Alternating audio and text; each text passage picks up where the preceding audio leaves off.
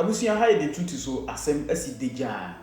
US E3 fighter jet atiato ewo Saudi Arabia. Na Iran for ena eti no wosoro ena ebeto from. Sa radar no anase sa flight no eno na di carry information edi ma US asoja for abra omo pese omo ko fa asase ase na omo ko invade Iran for ena Iran for aye bokoboko ate no ato.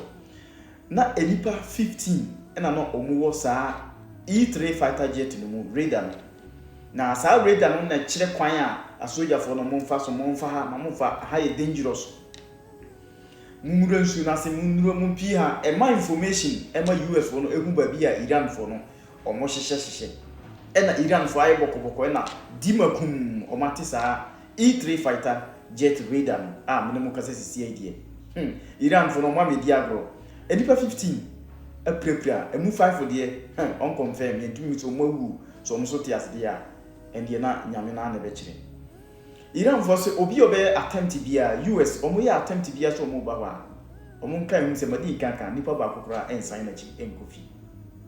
Breaking news in the war in Iran. News a tanker has been hit tonight near the Strait of Hormuz. Also new images here after an Iranian attack hitting a critical U.S. radar jet, injuring 15 American service members, 5 seriously. And tonight, with more than 50,000 American troops now in the region and thousands more arriving, is the president considering options with troops on the ground there? As the president also now declares a deal with Iran will come, quote, shortly. Matt Rivers from the region again tonight. Tonight, shocking new images of the vital U.S. radar jet destroyed in an Iranian attack that also injured 15 American service members, 5 seriously. That U.S. Air Force E-3 Sentry, its tail nearly severed. That distinctive radar dome that normally rotates atop the aircraft, providing real-time battlefield data on enemy positions and flight operations, seen on the ground at the Prince Sultan Air Base in Saudi Arabia. A U.S. official confirming to Reuters that an E-3 was damaged in the strike. With 50,000 U.S. service members now in the Middle East, tonight President Trump warning the U.S. will be, quote, blowing up and completely obliterating Iranian energy infrastructure and drinking water plants if Iran doesn't reopen the critical Strait of Hormuz soon. The president also claiming a deal with Iran could come shortly, saying the U.S. is in serious discussions with a new and more reasonable regime to end our military operations in Iran. They're agreeing with us on the plan. I mean, we asked for 15 things, and for the most part, we're going to be asking for a couple of other things. But Iran insisting there are no direct talks with the U.S., saying the president's 15-point plan includes many requests that are excessive, unrealistic, and illogical. Our Rachel Scott pressing the White House today. How do you square that? How do you explain that discrepancy between the two? I think the American people are smart enough not to take the word of a terrorist regime that has chanted death to America for 47 years at their word. And tonight, thousands more U.S. forces arriving in the Middle East, including the USS Tripoli, with 3,500 Marines and sailors as President Trump weighs his next move.